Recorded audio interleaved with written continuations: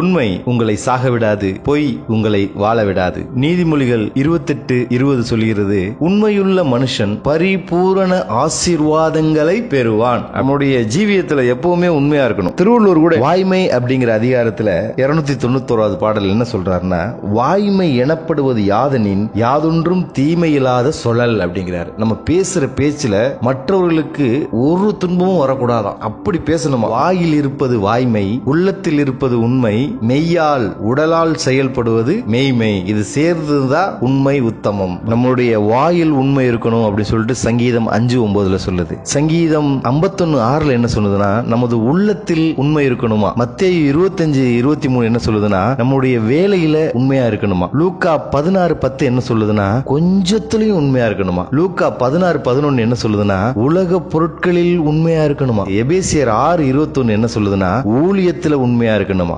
எபிரேயர் 3:5 என்ன சொல்லுதுன்னா, சபையில உண்மையா இருக்கணுமா. நம்முடைய சிந்தனையில் உண்மையா இருக்கணுமா. சகரியா 8:16 நம்மளுடைய பேச்சுல உண்மையா இருக்கணுமா. 1 சாமுவேல் 22:24 கர்த்தர் முன்பாக உண்மையா இருக்கணுமா. யோவான் 4:24 ஆராதனையில உண்மையா இருக்கணுமா. சங்கீதம் 145:18 ஜெபத்துல உண்மையா இருக்கணுமா. எசேக்கியேல் 18:9 வேத வசனங்களை கடைபிடிப்பதில் உண்மையா இருக்கணுமா. லூக்கா 16:12 பிறர் விஷயத்தில் உண்மையா இருக்கணுமா. நீதிமொழிகள் 29:14 நியாயம் செய்வதில் உண்மையா இருக்கணுமா. எரேமியா 23:28 தேவ வார்த்தையை சொல்லுதல்ல உண்மையா இருக்கணுமா. நீதிமொழிகள் 11:13 ரகசியங்களை வெளிப்படுத்தாம இருக்கிறதுல இருதயத்துல உண்மையா இருக்கணுமா. யோவான் 13:8 அன்பில் உண்மையா இருக்கணுமா. 1 யோவான் 3:18 நம்முடைய கிரியையில உண்மையா இருக்கணுமா. எபிரேயர் 3:5 எங்கும் உண்மையா இருக்கணுமா. 1 தீமோத்தேயு 3:11 எல்லாவற்றிலும் உண்மையா இருக்கணுமா. வெளிப்படுத்தல் 2:10 மரண பரியந்தம் உண்மையா இருக்கணுமா. உண்மையாக ஒரு சிலரே இருக்கிறாங்க பாருங்க. நீதிமொழிகள்